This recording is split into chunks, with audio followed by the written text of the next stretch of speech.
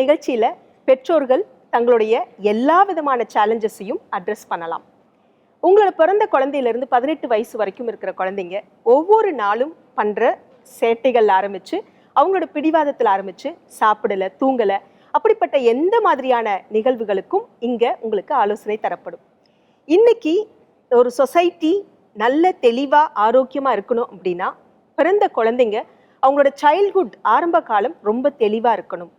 இன்னைக்கு பேரண்ட்ஸ் ஒவ்வொரு நாளும் மேற்கொள்ற சவால்கள் என்னென்ன அப்படின்னா, தான் குழந்தை சாப்பிடல, தூங்கல, நிறைய சிக்காய்கிட்டே இருக்காங்க, அடுத்ததா அடம் பிடிக்கிறாங்க, அப்படி நிறைய அடுக்கிக்கிட்டே போகலாம். இந்த மாதிரி ஆரம்பம் சரியா இல்லை அப்படின்னா, ஒரு 10th ஃப்ளோர்ல உட்காந்துட்டு பில்டிங் சரியில்லைன்னு சொல்லி புலம்புறதுல அர்த்தமே இல்லை. குழந்தைங்கள ஆரம்பத்திலிருந்தே அவங்களோட ஃபவுண்டேஷனை எப்படி சரியமைக்கலாம், அது கர்ப்ப காலமா இருந்தாலும் சரி, அதுக்கு அடுத்ததா உங்களோட குழந்தை பிறந்த 3 வருஷம் வரைக்கும் நீங்க ரொம்ப தெளிவா அந்த குழந்தைங்களை சைக்கலாஜிக்கலா அணுகுமுறையை மாத்திக்கல அப்படின்னா, வளர்ந்த பிறகு அதை மாத்துறது பெரிய சேலஞ்சஸா இருக்கும்.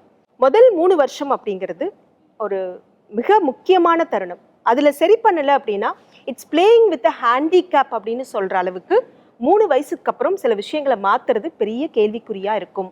அப்படி முதல் 3 வருஷம் என்னென்னலாம் பண்ணணும், ஒவ்வொரு நாளும் உங்களோட பிறந்த குழந்தைங்கள தூங்குறதுல ஆரம்பிச்சு, சாப்பிடுறதுல ஆரம்பிச்சு, என்னென்ன கேள்விகள் இருக்கோ எல்லாத்தையும் எங்ககிட்ட பகிருங்க. அதுக்கான தீர்வுகளை ரொம்ப ரொம்ப ரொம்ப இன்ட்ரெஸ்டிங்கா அடுத்தடுத்த செக்மெண்ட்ல பார்க்க போறோம்.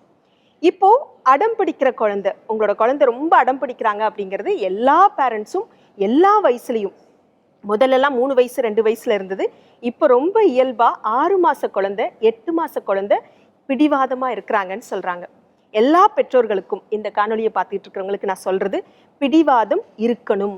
ஒரு அளவுக்கு பிடிவாதம் இருக்கிற குழந்தை தான் பின்னாடி வாழ்க்கையில ஜெயிப்பாங்க. ஆனா பிடிவாதம் எந்த அளவுல இருக்கணும், எவ்வளவு தூரம் இருக்கணும், அந்த பிடிவாதத்தை பேரண்ட்ஸ் எந்த அளவுல கண்ட்ரோல் பண்ணணும் அப்படிங்கிறத கண்டிப்பா நம்ம பேசலாம். ஸோ பிடிவாதம் இருக்கிற குழந்தைங்க என்னென்னத்துக்கெல்லாம் பிடிவாதம் பிடிக்கிறாங்க, எப்படி எல்லாம் அதை டேக்கிள் பண்றீங்க அப்படிங்கிறத நீங்க கண்டிப்பா எங்களுக்கு ஷேர் பண்ணுங்க. இந்த பிடிவாதம் இருக்கிற குழந்தை 6 மாசத்துலயோ 8 மாசத்துலயோ முதல் அந்த குழந்தை ஆரம்பிக்குதுன்னு நினைக்கிறீங்க. அது வயிற்றுக்குள்ள இருக்கும் போதே அந்த குழந்தைக்கு ஈகோ அப்படிங்கிற ஒரு உணர்வு வெளிப்படுதுன்னு சொல்றாங்க. ஸோ வெளியில வந்ததுக்கு அப்புறம் அந்த குழந்தை பிடிவாதம் பிடிக்குதுன்னு சொல்ற பேரண்ட்ஸ் அதுக்கு நம்ம தான் காரணமா இருந்திருக்கிறோம் அப்படின்னு நம்ம யோசிக்கிறதே இல்லை. ஒரு சின்ன எக்ஸாம்பிள் சொல்றேன். உங்க குழந்தை தவழ்ந்து பழகிற வயசுல வேகமா தவழ்ந்து போய் உங்களோட ஷூ ஸ்டாண்ட்ல போய் ஒரு ஷூ எடுத்து வாயில வைக்கிறாங்கன்னு வச்சுக்கோங்களேன். வீட்டில் அதை யார் பார்க்குறீங்களோ உடனே அதை வாயில வைக்காத, நோ அப்படின்னு ரொம்ப ஆர்ப்பாட்டத்தோட நம்ம சொல்லுவோம். அந்த குழந்தை நினைச்சுக்கும் அது வேண்டான்னு சொல்றதை காட்டிலும் நம்ம எல்லாரும் நம்மளை பார்க்குறாங்க, ஏதோ ஒரு அட்டென்ஷன் கொடுக்குறாங்க, ஓகே நம்ம ஏதோ செய்யறது சிறப்பாக செய்யறோம் போல அப்படின்னு பதிய ஆரம்பிக்குது. ஸோ நீங்க பேசுற வார்த்தைகள், நீங்க கொடுக்குற சமிக்கைகள், அது சைக்கலாஜிக்கலா அந்த குழந்தைக்கு எப்படி அர்த்தமாகுது அப்படிங்கிறத பேரண்ட்ஸ் சின்ன வயசுல இருந்தே அதை ஒரு புரிதலோட வளர்த்தணும். ஸோ நீங்க பேசுற வார்த்தைகளும், நீங்க கொடுக்குற சில அடையாளங்களும், சத்தங்களும் அந்த குழந்தைக்கு சின்னதுல இருந்தே புரிய ஆரம்பிக்குது. வயிற்றுக்குள்ள இருந்துன்னு சொன்னதுனால சின்ன விஷயங்களுக்கு கூட நீங்க வார்த்தைகளை ரொம்ப பாசிட்டிவா பேசுங்க.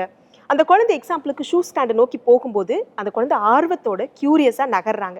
அப்போ நீங்க ஸ்டாப் பண்றதை காட்டிலும், கண்ணா அங்கே என்ன இருக்கு நானும் பார்க்குறேன் வா, கூட எடுத்து அந்த குழந்தை வாயில வைக்கும்போது ஓகே சத்தமெல்லாம் போடாம, அந்த குழந்தைய ரொம்ப பயமுறுத்தாம, உணர்ச்சி வசப்படுத்தாம அந்த ஷூவை வாங்கி வச்சுட்டு, ஓகே இது ரொம்ப டர்ட்டியா இருக்கு, அழுக்கா இருக்கு கண்ணா, வச்சிடலாம், நம்ம இதை தரட்டுமா அப்படின்னு ரொம்ப பக்குவமா நீங்க மாத்துறீங்களா?